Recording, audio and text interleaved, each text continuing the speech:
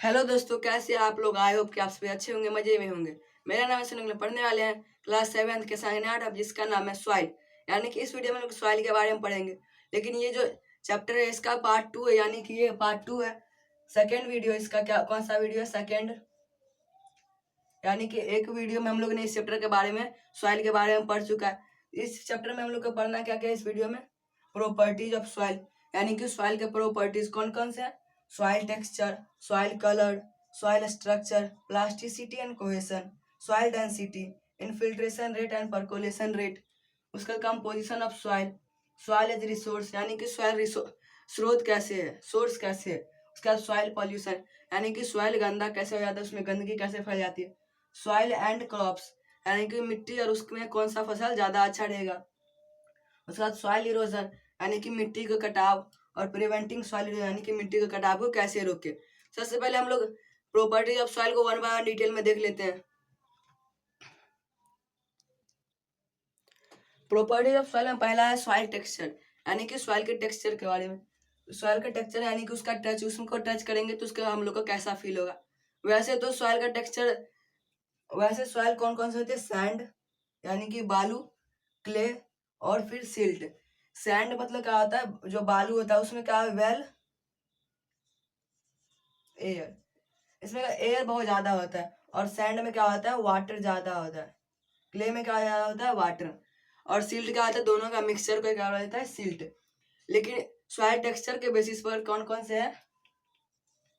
Sandy, clay और loamy. Sandy यानी कि यहीं पर बस उसमें ई वाई वाई लगा दिया बस। और सिल्ट को क्या बना देगा? लोमी। ये है दोनों का मिक्सचर, जिसमें क्या होता है? वाटर भी रहता है और एयर भी रहता है। क्योंकि दोनों का मिक्सचर है तो क्या हो जाएगा? इसमें वाटर, इसमें एयर है और इसमें वाटर है, तो दोनों इसमें रहता है लोमी में। इसलिए मोस्ट ऑफ द क्रॉप्स के लिए लोमी सॉइल ही अच्छा होता है। इसके बाद सॉइल कलर। सॉइल का कलर तो वेरियस कलर्स होते हैं, वेरियस डिफरेंट डिफरेंट कलर होते हैं। इसका कोई कलर फिक्स नहीं है, इसका अलग अलग कलर होते हैं, रेड ब्लैक अलग अलग होते हैं। इसके बाद है सॉइल स्ट्रक्चर और plasticity and cohesion. Soil structure यानी कि सॉइल का स्ट्रक्चर यानी कि शेप, सॉइल का कैसा शेप होगा। हम लोग जानते हैं कि सैंड का जो शेप होता है वो थोड़ा बड़ा होता है एज कंपेरिजन ऑफ क्ले और सिल्ट। क्ले का बहुत छोटा होता है। लेकिन अगर हम लोग बात करें लोमी या फिर उसको सिल्ट भी बोल सकते हैं, उसका साइज, तो उसका साइज अगर सैंड का इतना बड़ा है और क्ले का इतना बड़ा है तो इतना बड़ा सिल्ट करेगा साइज। तो इसका हम लोग साइज समझ गए। और उसके बाद सॉइल का कोई स्ट्रक्चर यानी कि अपना शेप नहीं होता है, बस यही तीन शेप होते हैं जो कि तीनों सैंड, क्ले और सिल्ट के लिए है। उसके बाद प्लास्टिसिटी एंड कोहेशन। प्लास्टिसिटी क्या होता है? ये एक ऐसा टर्म है जिसमें क्या होता है? To retain shape and water. इसमें क्या होता है? प्लास्टिसिटी अगर किसी भी सॉइल में है तो उसमें क्या, अगर ये शेप कोई भी, अगर यानी कि हम लोग गोल शेप बनाए और जब हम लोग उसको ऐसे पकड़े हुए और जब उसको छोड़ दिए फिर भी अगर ऐसा ही शेप में रहा, यानी कि उसके में क्या है? उसमें प्लास्टिसिटी नाम की टर्म है उसमें। इसके लिए अच्छा एग्जांपल क्या है? क्ले। क्योंकि सैंड में कोई भी शेप नहीं बन सकता है। उसका बाद कोहेशन।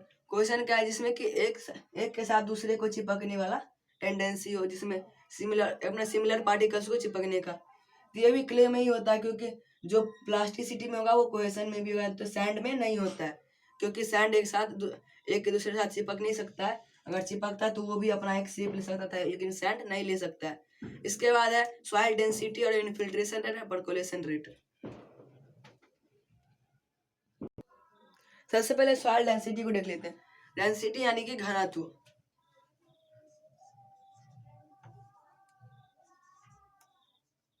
घनत्व यानी कि उसमें उसका वेट। डेंसिटी यानी कि वेट। हम लोग समझ सकते हैं कि अगर बड़ा पार्टिकल्स है तो उसको बहुत कम पार्टिकल्स चाहिए ज्यादा वजन के लिए। लेकिन अगर छोटा छोटा है तो उसके लिए बहुत चाहिए, बहुत जरूरत पड़ेगा, तभी उतना वेट बराबर कर सकता है। यानी कि बिगर पार्टिकल्स का हाई वेट होगा और जो स्मॉलर पार्टिकल्स है उसका लो वेट होगा। यानी कि सैंड का ज्यादा वेट और क्ले का कम वेट। इसका है infiltration rate and percolation rate. Infiltration rate क्या होता है, जैसे कि अगर ये सॉइल का लेयर्स है तो क्या होगा, जिस स्पीड से पानी जो है एब्जॉर्ब करेगा वाटर को, मान लीजिए कि बारिश हुआ तो क्या होगा, वाटर को जिस स्पीड से एब्जॉर्ब करेगा, speed of absorption by soil, यानी कि सॉइल जिस स्पीड से अपने अंदर वाटर को लेगा उस स्पीड को क्या बोलेंगे, इनफिल्ट्रेशन रेट। और जिस स्पीड से वो लेयर्स को क्रॉस करेगा, अंदर जाएगा, उसी को क्या बोलेंगे, परकोलेशन रेट। यानी कि जब वो सॉइल के अंदर जाएगा वाटर जिस स्पीड से, उसको बोलते हैं इनफिल्ट्रेशन रेट।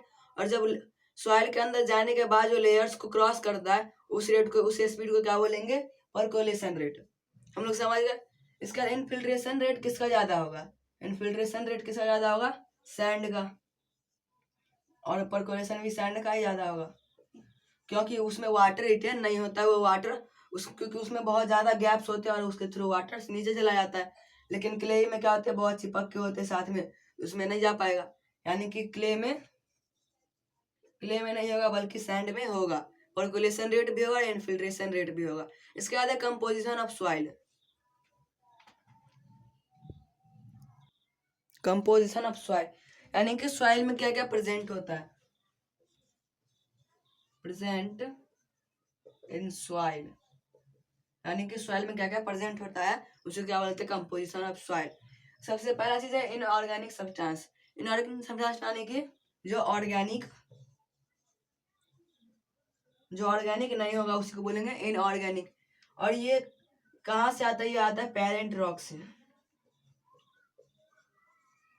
हम लोगों ने पिछले पार्ट में पढ़ा था कि जब सॉइल का जो वेदरिंग होता है उसमें क्या होता है, पेरेंट रॉक, यानी कि ऐसा रॉक जिससे क्या होता है वो सॉइल बनता है, उसी से उसमें फीचर्स आते हैं इनऑर्गेनिक सब्सटेंस के। इसका था ऑर्गेनिक सब्सटेंस। ऑर्गेनिक सब्सटेंस यानी कि ऑर्गेनिक यानी कि humus dead part of animals plants, इस सबको क्या होता है, ह्यूमस। इसके बाद सॉइल में वाटर भी होते हैं।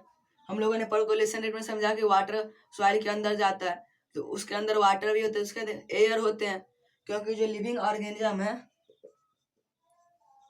लिविंग ऑर्गेनिजम्स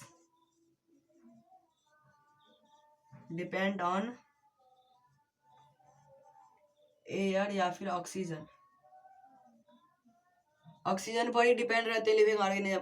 इसलिए सॉइल में एयर भी होता है। उसका लिविंग ऑर्गेनिज्म, सॉइल में लिविंग ऑर्गेनिज्म रहते हैं जैसे कि बैक्टीरिया,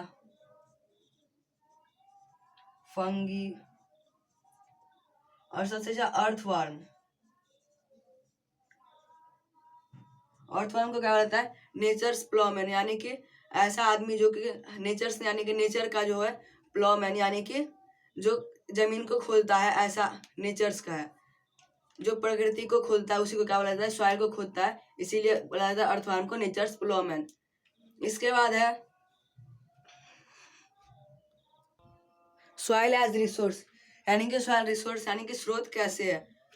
हम लोग को पता है कि सॉइल पे क्या करता है, प्लांट क्या होता है, ग्रो होता है।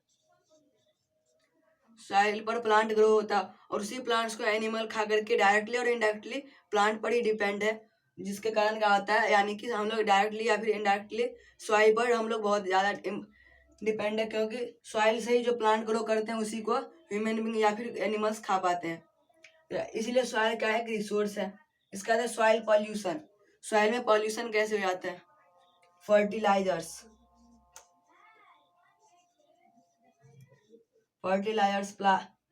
पेस्टिसाइड्स, ये सब क्या है, ये सब एग्जाम्पल है। उसके बाद है रेडियो एक्टिव मटेरियल्स,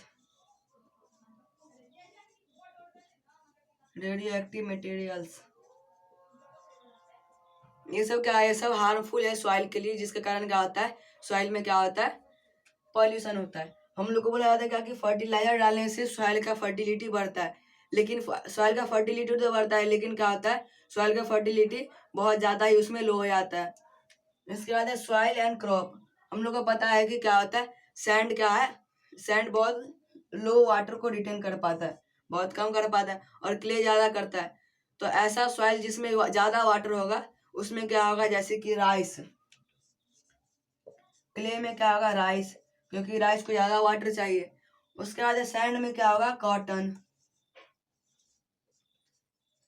लेकिन जो लोमी या फिर सिल्ट भी बोल सकते हैं, ये जो है ये बहुत ही मोस्ट ऑफ द क्रॉप्स के लिए अच्छा होता है। ये सबसे ज़्यादा इसी में फसल होते हैं। फसल सबसे ज़्यादा किस में होता है, लोमी या फिर सिल्ट में। ये हम लोग समझ इसका है सॉइल इरोजन और preventing soil erosion. Soil erosion किस तरह से होता है, सॉइल इरोजन यानी कि मिट्टी का कटाव, मिट्टी का कटाव, यानी कि मिट्टी का एक जगह से कट के दूसरे जगह बह जाने क्या कहलाता है सॉइल इरोजन। सॉइल इरोजन का मेन कॉज क्या है, कॉज क्या है डिफॉरेस्टेशन, यानी कि पेड़ को भी काटना। पहला सबसे मेन कारण क्या है, डिफॉरेस्टेशन यानी कि पेड़ का कटाई करना। दूसरा क्या है, ओवर ग्रेजिंग। तीसरा है इंडस्ट्रियल डेवलपमेंट।